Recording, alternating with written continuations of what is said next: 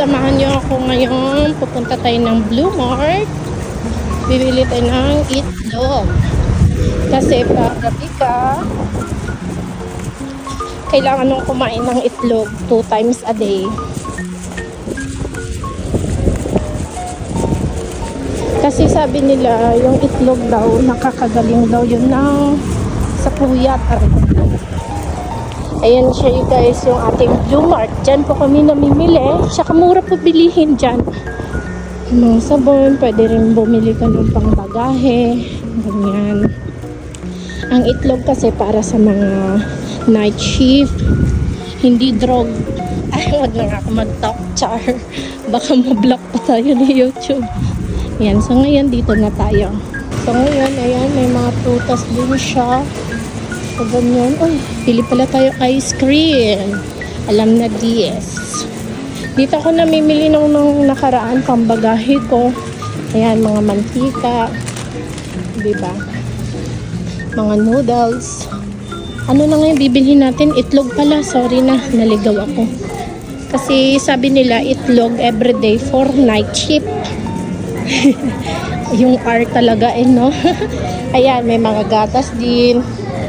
Malikot ba ang aking camera? Sorry na guys. Ayan, may gata din tayo. Yan yung ginagamit namin ni Cara. Ngayon, ito yung itlog. Sa groceries tayo ngayon. Itlog lang talagang bibiling ko. Syempre, dahil kuripot tayo, pipiliin natin yung mura lang. Ayan o, may 43 na itlog lang. Pwede na yan guys. Kaso parang maliit siya. Ito organic. Kaso parang ang mahal naman masyado. Hayaan mo na nga. Dito tayo ngayon. Organic brown. Brown. Tapos dito naman yung mga asukal. Tapos ngayon pupunta tayo sa ice cream area. Kasi hindi pwedeng magpapahuli ang ice cream. Ice cream tayo. Nung nakaraan pala. Meron dito Magnum pero ayoko nang ulitin. Ayan no, ang mahal. Tapos mawawala lang sa rep, char. Wag na lang. Dito na lang tayo sa very affordable. Ito Taro ice cream. Masarap din yan, mura lang siya guys. Ito naman, ano ba tong maliit? Tropical fruit sharpies. Sorbetes. Wala kang sorbetes eh.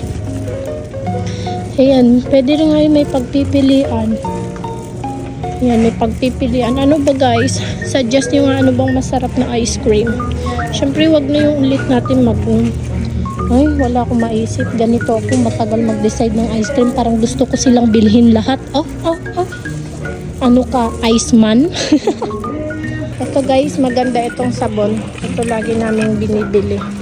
So, kailangan ko pa nito ng 2. Kasi uuwi na ako guys. Kaya kailangan ko na mag-unti-unting bumili ng pambagahe. Dito na tayo sa counter area para magbayad. Yan lang naman binili ko dito sa Blue Mart. Kaya hindi na ako nag-ibig kanina kasi yan lang yung bibilhin ko.